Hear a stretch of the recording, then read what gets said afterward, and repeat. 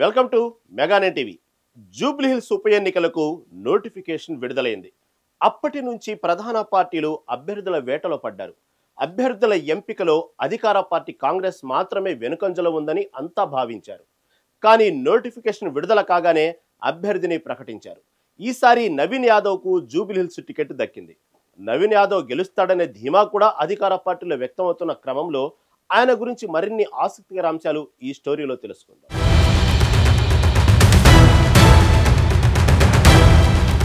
మాజీ ఎంపీలు అజారుద్దీన్, అంజన్ కుమార్ యాదవ్ మాజీ మేయర్ బొంతు రామ్మోహన్ను కాదని టికెట్ ఇచ్చారు. ఎవరి నవీన్ యాదవ్ అనే చర్చ ప్రజల్లో జరుగుతుంది. కాబట్టి అతడి గురించి తెలుసుకుందాం.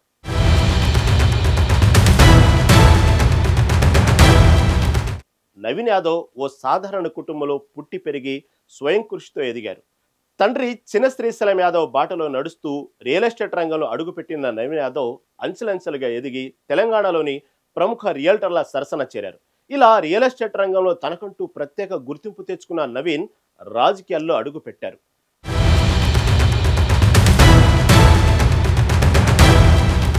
హైదరాబాద్కు చెందిన ఎంఐఎం పార్టీ ద్వారా రాజకీయ రంగ ప్రవేశం చేశారు. నవీన్ యాదవ్ మజ్లిస్ పార్టీలో 2009లో చేరి వివిధ హోదాల్లో పనిచేశారు. ఇలా రియల్ ఎస్టేట్లో మాదిరిగానే రాజకీయాల్లోనూ ప్రత్యేక గుర్తింపు తెచ్చుకున్నారు. మజ్లిస్ పార్టీ పెద్దల కళ్ళలో పడ్డారు.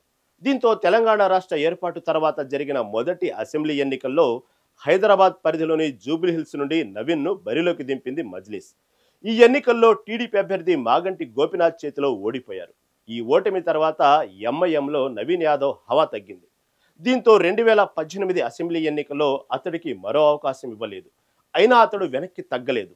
ఎంఐఎంకు రాజీనామా చేసి మరీ ఈ ఎన్నికల్లో స్వతంత్ర అభ్యర్థిగా బరిలోకి దిగారు.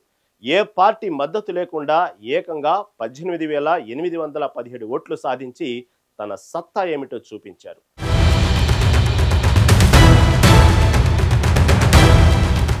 ఈ ఎన్నికల్లోనూ మాగంటి గోపినాథ్ విజయం సాధించారు. ఇక 2023 అసెంబ్లీ ఎన్నికల్లోనూ స్వతంత్ర అభ్యర్థిగానే పోటీకి సిద్ధమయ్యారు నవీన్ యాదవ్. నామినేషన్ కూడా వేశారు. కానీ కాంగ్రెస్ అభ్యర్థి మహమ్మద్ అజారుద్దీన్ అభ్యర్థన మేరకు నామినేషన్ వెనక్కి తీసుకుని కాంగ్రెస్లో చేరారు. అప్పటి నుండి కాంగ్రెస్ నాయకుడిగా జూబ్లీ హిల్స్ ప్రజలకు సేవలు అందిస్తున్నారు. 2023 అసెంబ్లీ ఎన్నికల్లో రాష్ట్ర వ్యాప్తంగా కాంగ్రెస్ హవా కొనసాగింది. కానీ హైదరాబాద్లో మాత్రం ఆ పార్టీ ఘోర పరాజయాన్ని చవిచూసింది. ఇలా జూబ్లీ హిల్స్లో కూడా కాంగ్రెస్ అభ్యర్థి అజారుద్దీన్ బీఆర్ఎస్ చేతిలో ఓటమి పాలయ్యారు. మాగంటి గోపినాథ్ హ్యాట్రిక్ విజయం సాధించారు. కానీ అనారోగ్య సమస్యలతో ఆయన ఇటీవల మరణించడంతో ఉప ఎన్నిక అనివార్యమైంది. జూబ్లీ హిల్స్ ఉప ఎన్నికల్లో పోటీకి కాంగ్రెస్ హేమాహేమిలు ఆసక్తి చూపించారు. గత ఎన్నికల్లో పోటీ చేసిన మాజీ ఎంపీ అజారుద్దీన్ మరోసారి టికెట్ ఆశించారు. ఇక మరో మాజీ ఎంపీ అంజన్ కుమార్ యాదవ్ కూడా తనకు అవకాశం ఇవ్వాలని కోరారు. అలాగే హైదరాబాద్ మాజీ మేయర్ బొంతు రామ్మోహన్, మరో నాయకుడు సిఎన్ రెడ్డి పేరు కూడా వినిపించాయి. పోటీ ఎక్కువగా ఉండటంతో CM Revanth Reddy TPCC chief Mahesh Kumar గౌడ్లతో సుదీర్ఘ చర్చల అనంతరం నవీన్ యాదవ్ పేరును కాంగ్రెస్ అధిష్టానం ఖరారు చేసింది. నవీన్ యాదవ్కు టికెట్ వచ్చిందని తెలియగానే ఆయన అభిమానులు సంబరాలు చేసుకున్నారు. అంతేకాకుండా నియోజకవర్గంలో కాంగ్రెస్ ప్రచారం కూడా మొదలైపోయింది. దీంతో ఈసారి నవీన్ యాదవ్ గెలుపు ఖాయమనే ధీమా వ్యక్తమవుతోంది.